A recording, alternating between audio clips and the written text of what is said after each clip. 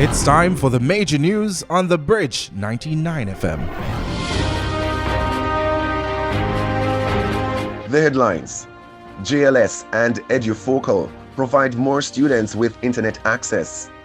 6 Jamaicans denied flights in Panama. Ministry says barring students from school should be last resort.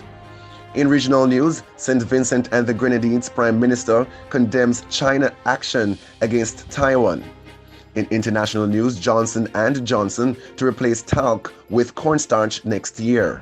In sports, Frances is seeking a mental break from her role as Sunshine Girls coach.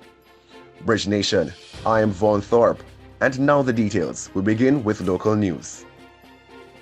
The Jamaica Library Service, JLS, will be partnering with Edufocal Limited to establish learning centers across the country.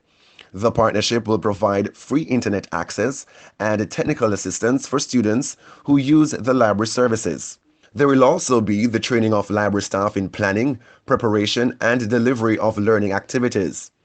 Education and Youth Minister Favour Williams said the initiative will provide a safe, welcoming environment for students entering or using the JLS's learning centers.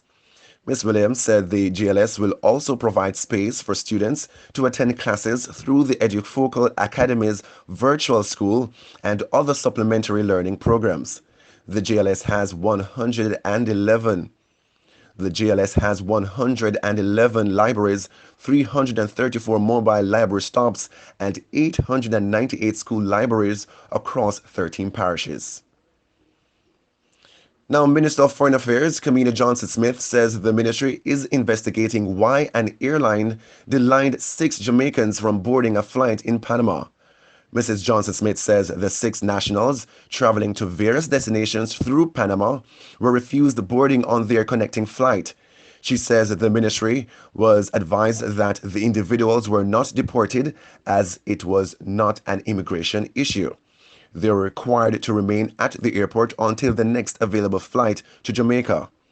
Additionally, she noted that Jamaica will also make further inquiries of the Panamanian government on the issue of the alleged conditions in which the Jamaicans were placed at the airport.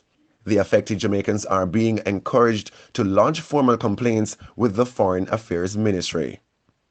And with approximately 3 weeks to go before the start of the new school year, public school administrators are reminded that barring students from classes because of non-compliance with rules should not be the first disciplinary action. Education Minister Favour Williams noted that the proposed policy on dress and grooming will establish a comprehensive framework for public schools, and she says the policy will also take into consideration cultural identity, climate situations, and the socio-economic conditions of parents. She's recommending that school administrators establish their own dress and grooming rules. However, they must do so within the mandate of the ministry.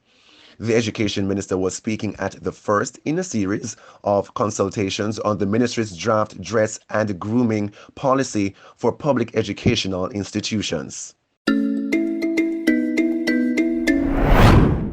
And news in the region: Prime Minister of St. Vincent and the Grenadines, Dr. Ralph Gonsalves, condemned China's recent military drills near Taiwan.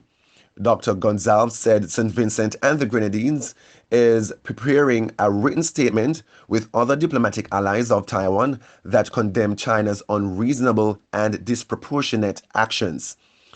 Dr. Gonsalves said the Chinese Communist Party CCP's threats to Taiwan are unacceptable and violate international law. He says St. Vincent and the Grenadines support Taiwan in its efforts to defend itself, stressing that he praised Taiwan for not allowing China to interfere in its internal affairs. And farther afield, Johnson & Johnson will stop making talc-based baby powder in 2023. The company says it will instead use cornstarch. Its talc-based powder has not been sold in the United States and Canada since 2020 and is at the center of tens of thousands of lawsuits filed by women who have developed ovarian cancer after using regular talcum powder. Johnson & Johnson says it remains confident in the safety of the product. But in a statement Friday, the company said it would stop selling talc-based powder around the world as part of a worldwide portfolio assessment. Lawsuits have been filed against the company alleging that asbestos in its talcum powder causes cancer.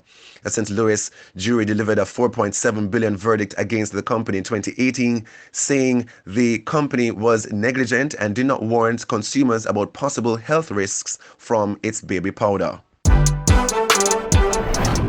And in sports, head coach of the Sunshine Girls, Connie Francis, is remaining resolute that she will seek a mental break from the role despite her success with the team at the recent Commonwealth Games in Birmingham, England. Francis, who guided the team to a silver medal at the Games, says things cannot continue as they are now due to the demands of her daily job and coaching the team. However, there are now reports that Netball Jamaica president Trisha Robinson is hoping Francis can be convinced to have a change of heart. Francis is contracted until next year's World Cup in South Africa from July 28 to August 6. And Tottenham Cristiano Romero will not face retrospective action after pulling the hair of Chelsea's Marc Cucurellas on Super Sunday, as pulling a player's hair is not considered an offence in football's rules.